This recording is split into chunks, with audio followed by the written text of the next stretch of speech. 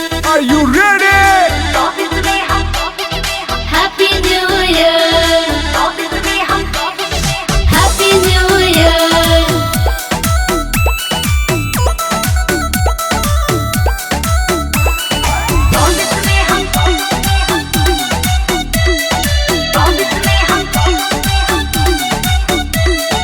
धूमधाम से जश्न मनेगा सखी रे आज रात में, बियर सियर खूब चलेगा आज के ब्रेकअप पार्टी में। हैप्पी न्यू ईयर बोलो, happy new year.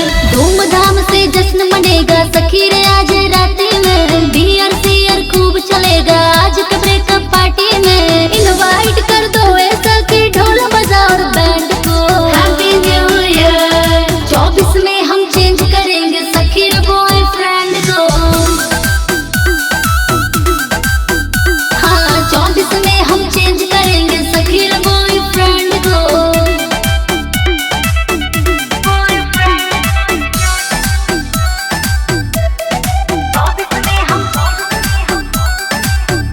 Music by Prince Pawan.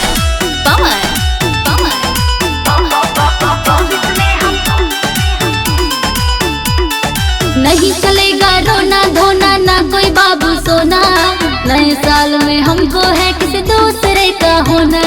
Happy new year बोलो, हैप्पी न्यू ईयर। नहीं चलेगा रोना धोना ना कोई बाबू सोना, नए साल में हमको है किसी दूसरे का होना। न्यू ईयर में लाना है अपना ही खुद ही ट्रेंड को। Happy new year. 24 में हम चेंज करेंगे सखी रे बॉयफ्रेंड को। हाँ 24 में हम चेंज करेंगे सखी रे बॉयफ्रेंड को। हैप्पी न्यू ईयर बोलो, happy new year. Happy new year बोलो, happy new year.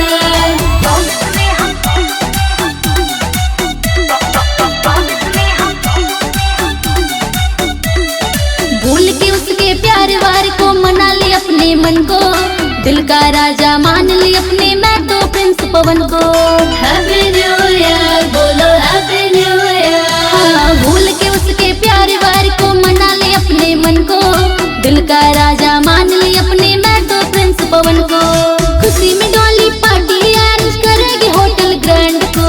Happy new year. 24 में हम चेंज करेंगे सखी रे बॉयफ्रेंड को।